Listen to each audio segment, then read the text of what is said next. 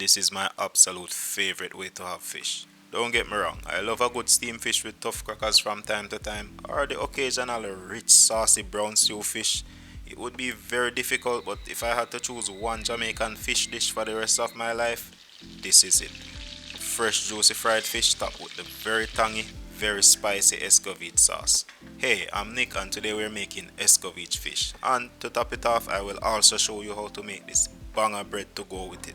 So yeah, this is a fish and bread video. Let's get into it.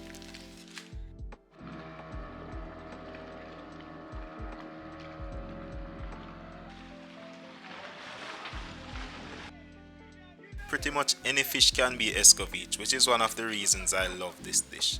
Unlike steamed fish where white fish is preferred for its light delicate flavor, escovitch works well with both white and oily fish. Oily fish like mackerel and jack are not ideal for steaming due to their richness, but they fry up beautifully for escovitch. The tangy escovitch sauce perfectly balances out the rich oiliness, making a very satisfying dish. This is hogfish. If you're familiar with hogfish, you know they typically have a large protruding snout. This one does not have it because it hasn't hit maturity yet, or it's a female, which is probably the same thing because all hogfish start out as females. As they get larger, they transition to males, if the conditions are right, gaining that protruding snout and a bulkier body. If you're like me and don't have a fish descaler, a fork works just as well, especially for the larger scales of this fish. For smaller fish though, a paring knife works much better. If you can, it's always a great idea to do scaling outside because this will get messy.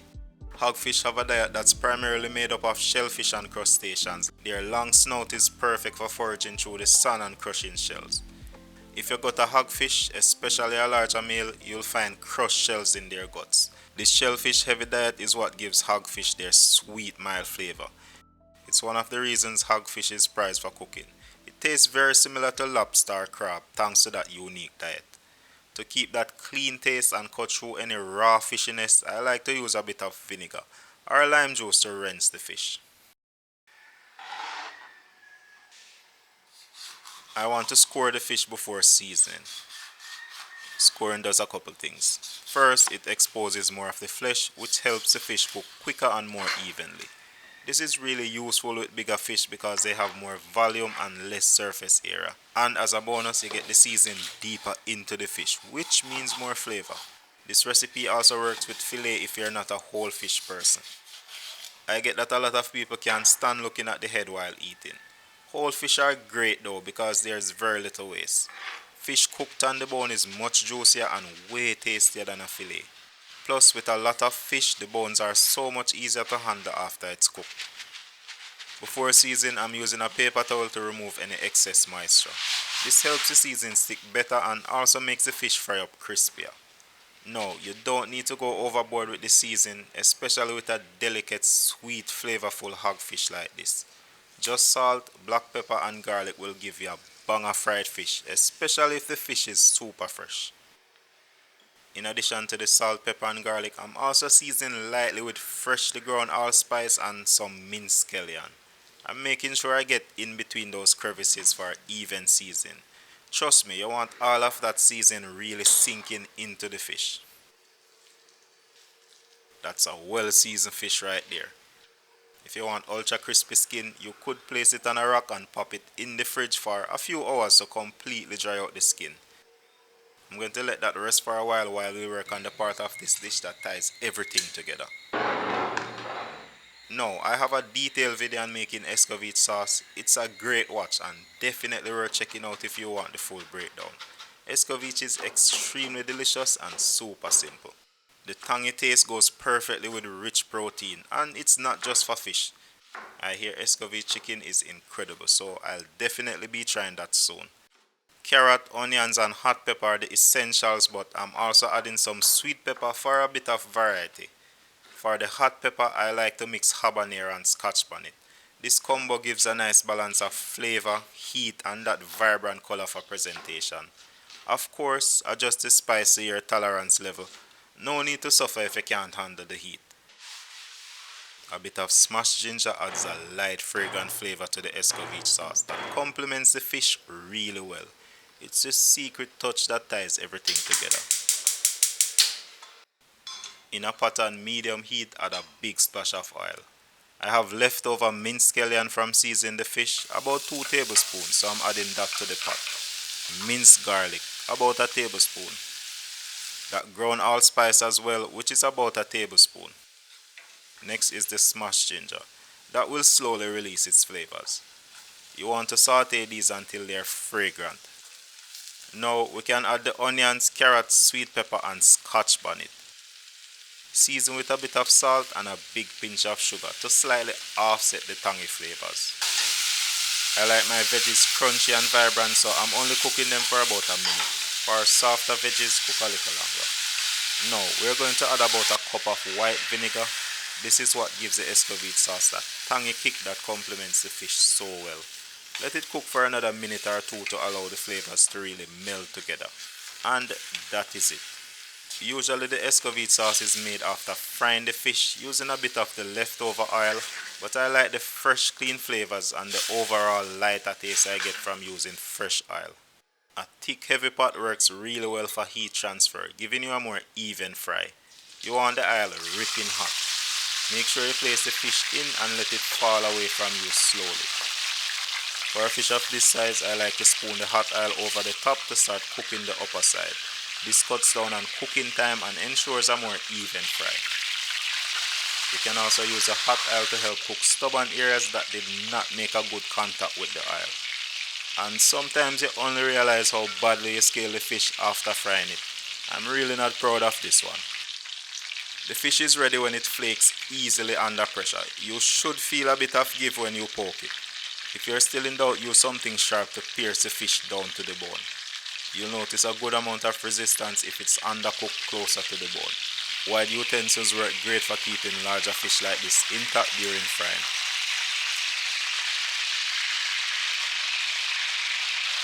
Once it's done, place it on some paper towel or a wire rack to get rid of the excess oil. All that's left now is to get some of those Escovitch veggies over the fish with a bit of the Escovitch sauce. But we are far from done.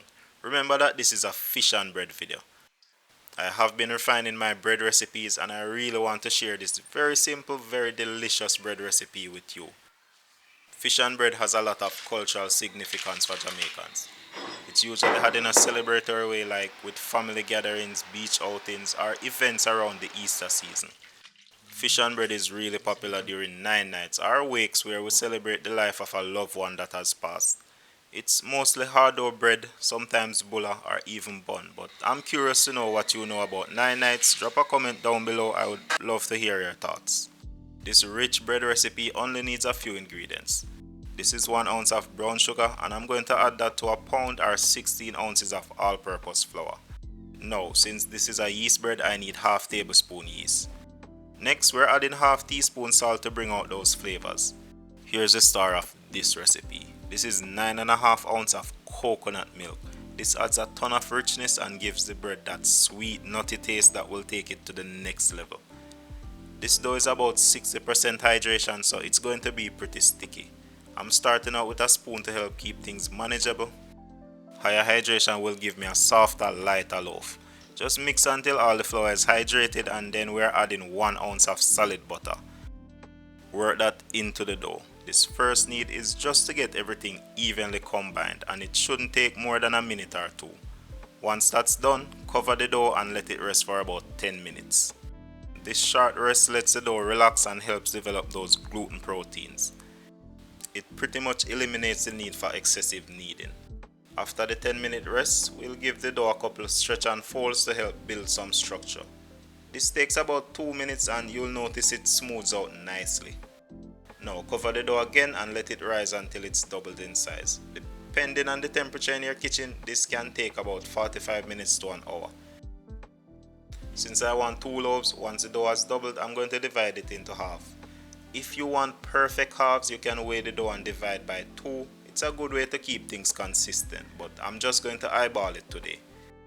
Next, take each piece of dough, fold it over onto itself and ball it up. This helps build structure so the loaf holds its shape nicely. Once that's done, flip the dough over and press it flat. Now we can give it a nice tight cigar roll. This also helps its structure. Place both loaves on a lined and greased baking tray and we're almost there. I like to use a razor to give the loaf some deep dramatic scores. It really adds to the look and feel of the finished bread. Now we're going to cover and proof these for another 20 to 30 minutes. Look at that, they have risen beautifully. Time to bake. These will take about 20 minutes at 375 degrees Fahrenheit. You know they are done when they start to turn golden brown and start to smell extra fragrant. Very few things hit like the aroma of freshly baked bread. That fish is ready. I went ahead and added some fresh tomatoes and red onion for a hit of freshness and color contrast. Fresh tomatoes with fried fish is a banger. Now let's talk about the bread. I love the texture of this bread. It's a lot lighter than hard dough, but it's dense enough to give a very satisfying chewy bite. Oh gosh, that sweet coconut flavor is so good. As for the fish, it's super dense and juicy, but the real standout for me has to be the skin. It has this amazing texture with a savory sweet taste that pushes it to the next level. I've had a lot of Escovitch fish, but this one, hands down the best I've had so far. Speaking of milestones, by the time this video goes live, I will probably be at 50k subs, which is just crazy. Honestly, I did not expect to hit this milestone so soon, but here we are. I will be doing a Q&A video soon, so drop any questions you've got in the comments and I'll make sure to answer all of them. As always, this has been amazing. Big shout out to my patrons and Patreon. You guys keep the kitchen cooking. Don't forget to check the links in the description for ways to support the channel. And hey, watch this next video right here. I guarantee there's something delicious waiting for you inside.